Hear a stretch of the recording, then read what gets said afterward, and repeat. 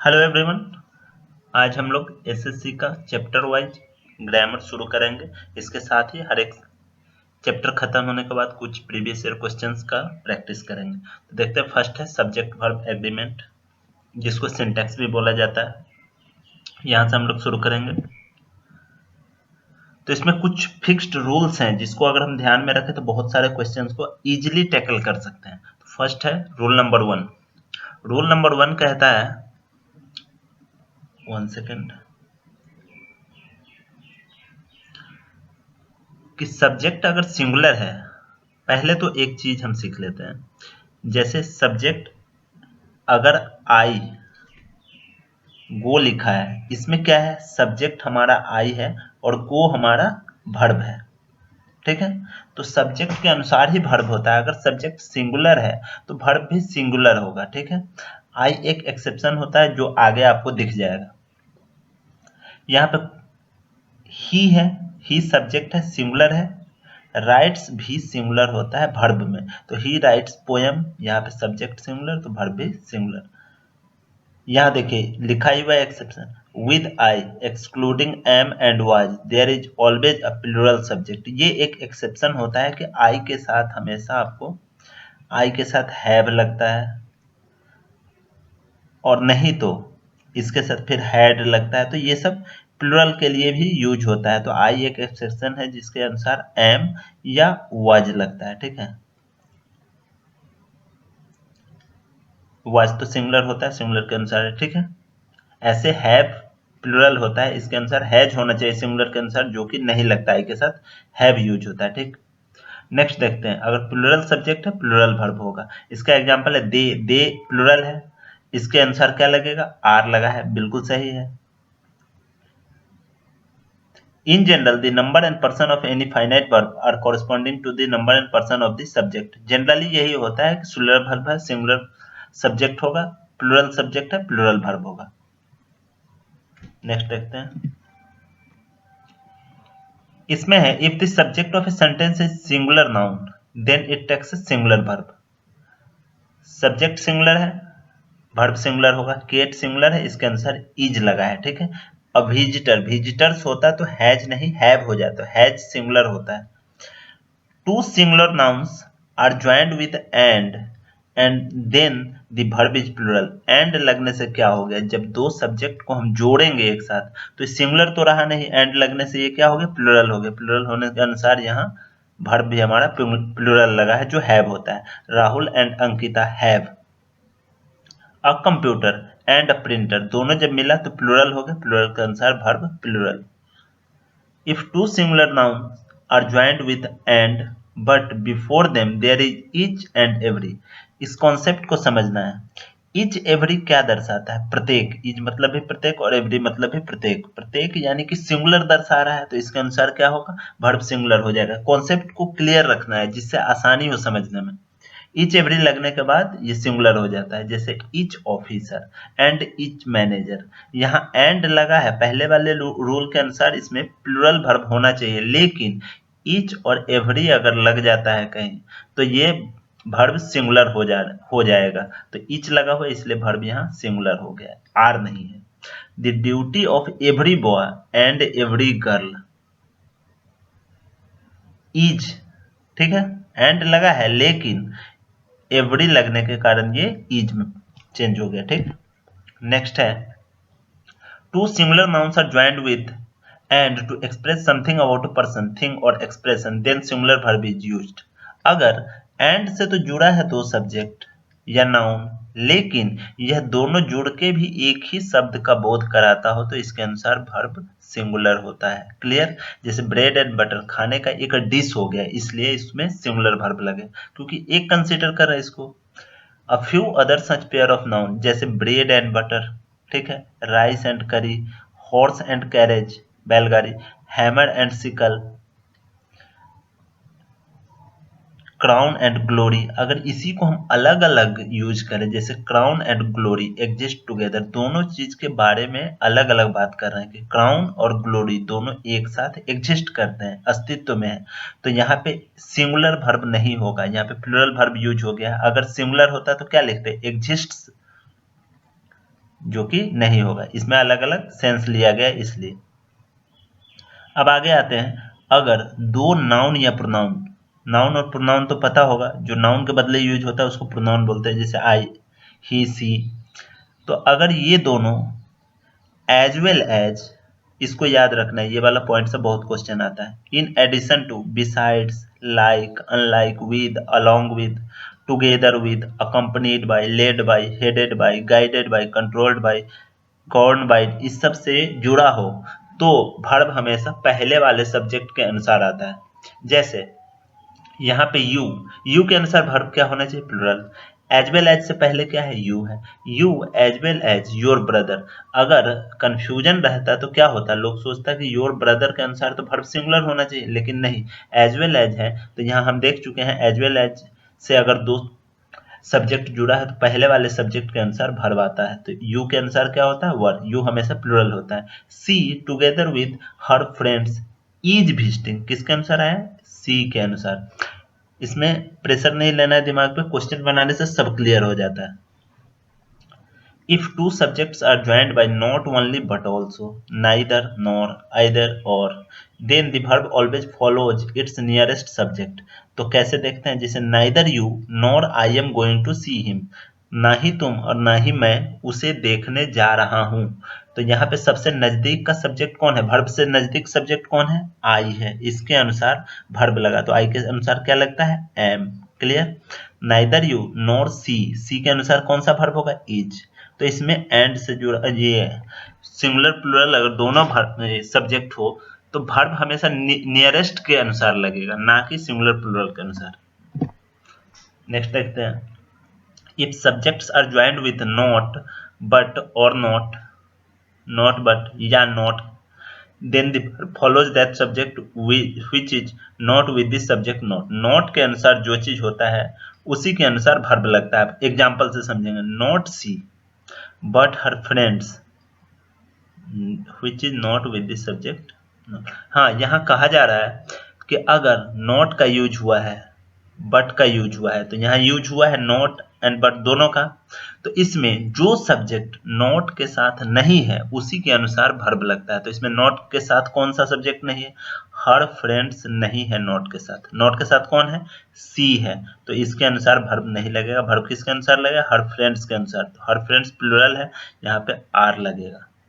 C not her friends, यहाँ देखिए not किसके अनुसार, किसके साथ लगा हुआ है, हर फ्रेंड्स के साथ नॉट लगा हुआ है, इसलिए इसके अनुसार वर्ब नहीं होगा। पहले एग्जांपल में देख चुके हैं, हर फ्रेंड्स के अनुसार आर लगा, यहाँ पे सी के साथ नॉट नहीं लगा है तो वर्ब इसी के अनुसार होगा, तो सी के साथ क्या होगा, इज। कॉन्सेप्ट अगर समझते हैं तो नॉट लगने से क्या हो गया, इसका तो महत्व ही खत्म हो गया, तो इसके बारे में बात कौन करेगा, बात ही नहीं होगी, तो इसके अनुसार वर्ब लगने का सवाल ही नहीं है। वही बात यहाँ है, सी के साथ नॉट लगा, सी का वैल्यू खत्म, तो वर्ब किसके अनुसार लगेगा, जो बचा हुआ है उसके अनुसार ना।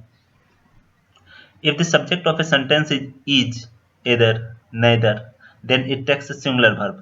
ये क्या करता है, प्रत्येक, आइदर, ये सब सिंगुलर बना देता है लगने के बाद सब्जेक्ट को। जैसे आई इनवाइटेड 2 गेस्ट, मैंने 2 गेस्ट को बुलाया, बट लेकिन नाइदर हैज कम, नाइदर लगने से क्या हो गया कि उनमें से कोई नहीं आया, जब नहीं आया तो सिंगुलर वर्ब यूज होगा।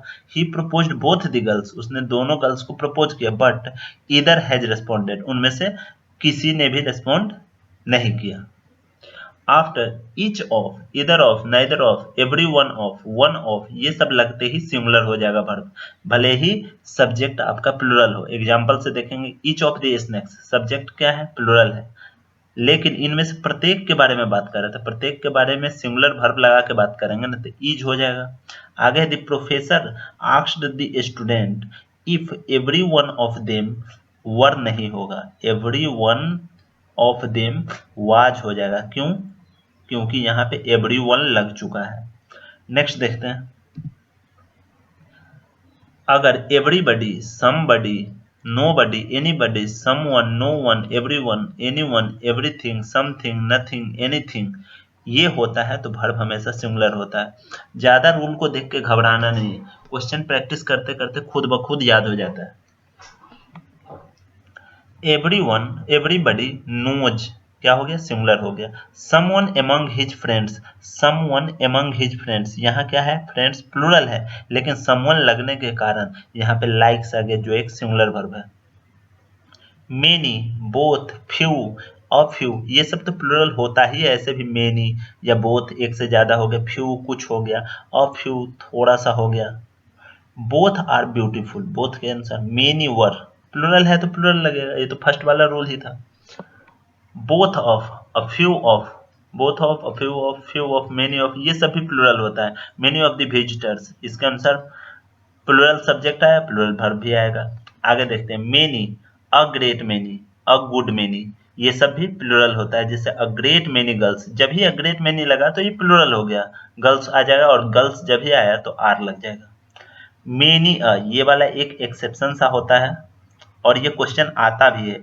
मेनी अ लगा है तो लगेगा कि साथ में नाउन या प्रोनाउन जो भी होगा वो सिंगुलर होगा, लेकिन नहीं, मेनी अ के साथ हमेशा प्लूरल ये सब्जेक्ट होता है। मेनी मैन, प्लूरल, मेनी लगने के अनुसार लगेगा प्लूरल है, लेकिन यहाँ पे सिंगुलर सब्जेक्ट लगता है, और अगर सब्जेक्ट सिंगुलर हो गया तो वर्ब भी सिंगुलर ही होगा। जैसे many a song is soothing, ठीक है।